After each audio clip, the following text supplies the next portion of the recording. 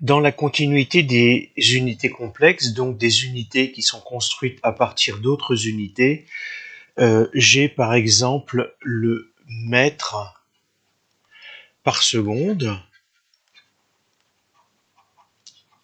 Alors ça, c'est l'unité de physique, de sciences physiques, mais bien entendu, il y a l'unité légale, le kilomètre par heure. Petit k, je vous rappelle. Alors, si on fait référence bien entendu à une vitesse, et attention, c'est un petit v. Bien entendu, ce petit v, comme on suit pour les unités, c'est le rapport d'une distance par un temps. Donc soit on veut une vitesse instantanée et auquel cas, eh bien, on va utiliser un tachymètre, le radar, ou bien ce que l'on va pouvoir utiliser aussi, c'est le compteur kilométrique avec un chronomètre. Et donc ça, on va pouvoir, avec ces deux appareils, on va pouvoir calculer une vitesse moyenne. De la même manière, si j'utilise un grand S, en fait, c'est une distance multipliée par une distance. Donc, alors on préférera le S de grand A qui est plutôt pour les mathématiques. C'est la surface.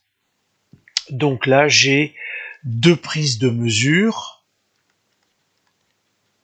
avec l'outil adapté, toujours la notion de calibre pour n'avoir qu'une seule prise.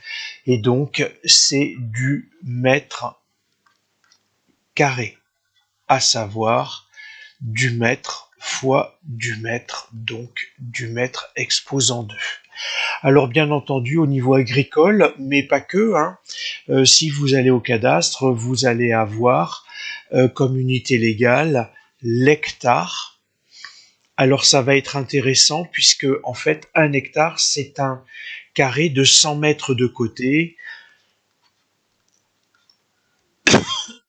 et donc 100 par 100, ça nous fait 10 000 mètres carrés. Donc généralement, si vous prenez les matrices du cadastre, on va vous parler d'hectares, d'ar et de centiares, mais alors ça n'est pas du tout en liaison avec les sciences physiques.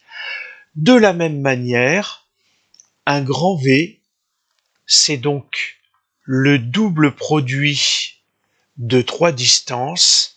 Je vais avoir un volume, donc j'ai trois prises de mesure, et je vais avoir le mètre cube,